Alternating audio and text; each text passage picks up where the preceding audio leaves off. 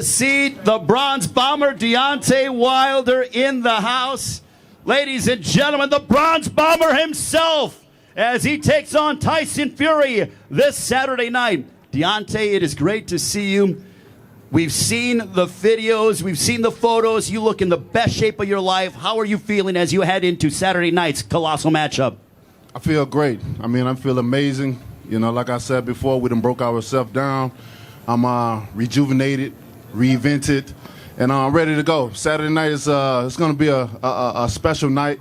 I think the fans are in for a treat, as they always are when the Bronze Bombers step in the ring.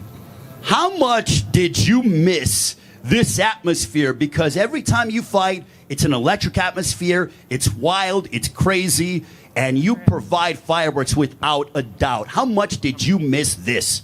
I missed it a lot, but I think the time that we had off, you know, I think it was well needed as well.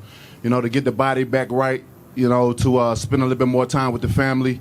The world went through something that we are all still going through together, and I think that was time we all needed with the family as well. You know, we worked so hard, you know, with so many of us always busy around the world, and you know, I think a lot of these things was well needed, you know, and here we are back again. You know, God has given us ability to come here again and do it one more time, you know, and it's nothing like boxing and having the fans in boxing, you know, some of the best fans in the world.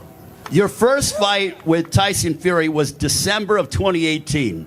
This is nearly a 3-year process of when you guys have been fighting against one another and dealing with promotional entities, et cetera, and, you know, all the contract negotiations.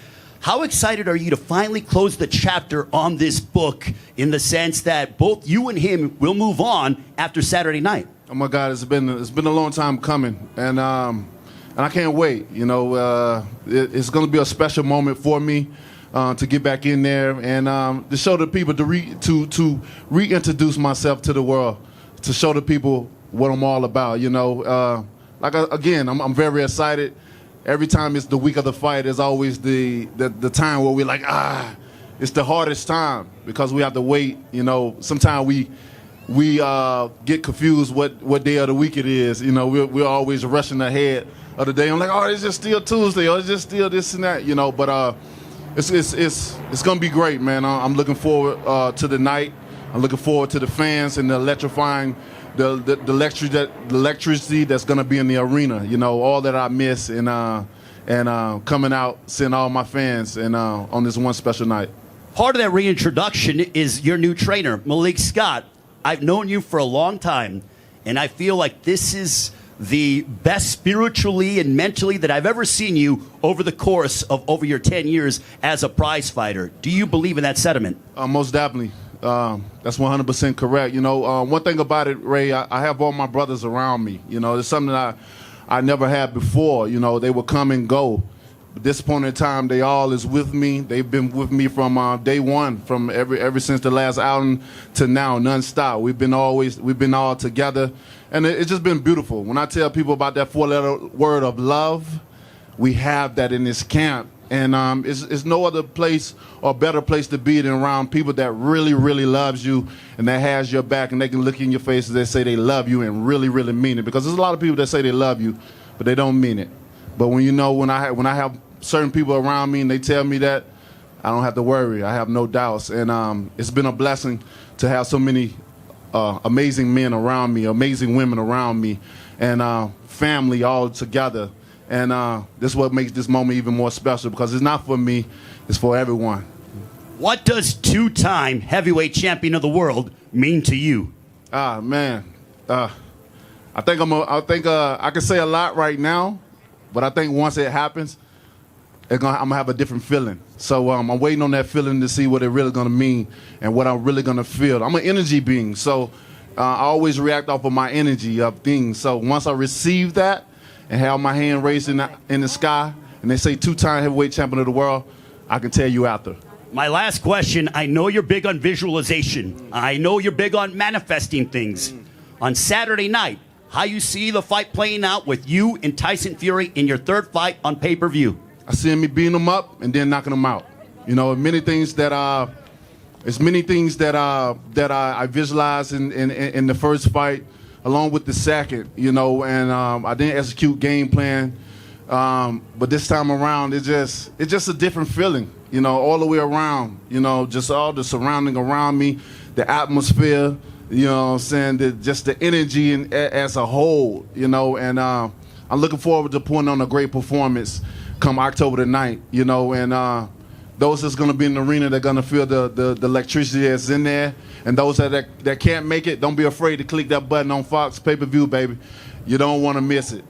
You better do it now, so says the Bronze Bomber. Now we're going to open up questions from the media real quick, Deontay. We got a couple of media members who have questions. If we go ahead, and by all means, go ahead and speak. Keith Idek, go ahead. Deontay, how you doing?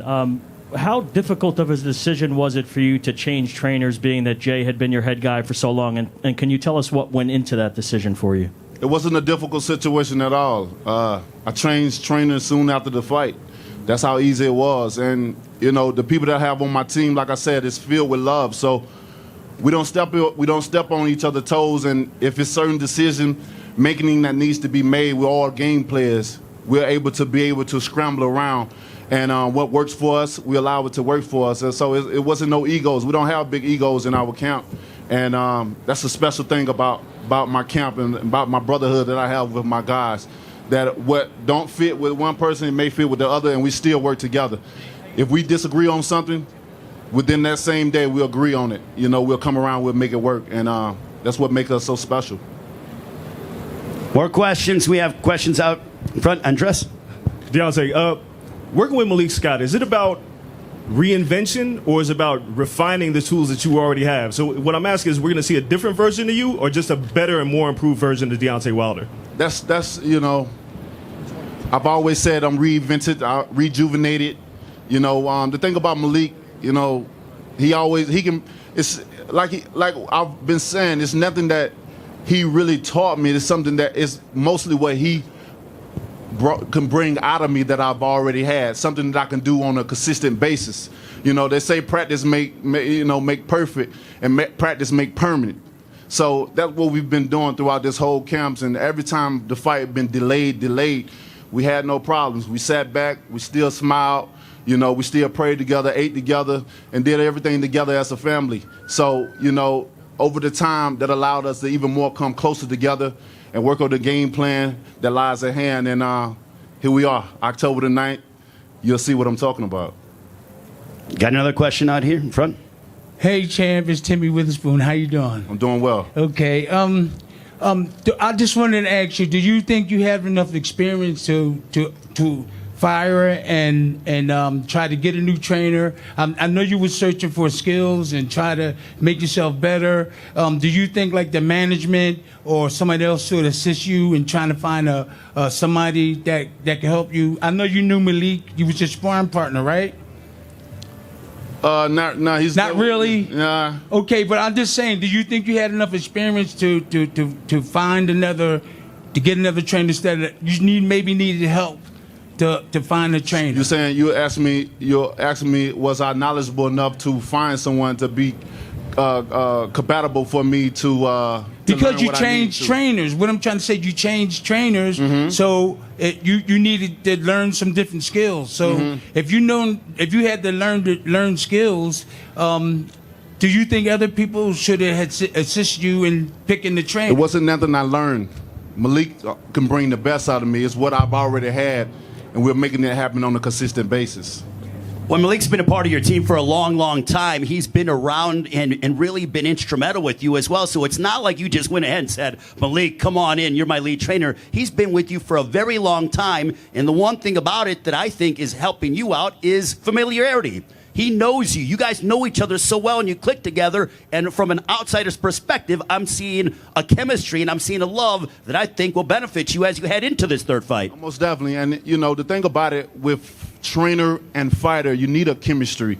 And one thing that we have, we can communicate without speaking, with our mouths. We understand each other. And what we have, a lot of trainers go a lifetime, you know, trying to build with a fighter.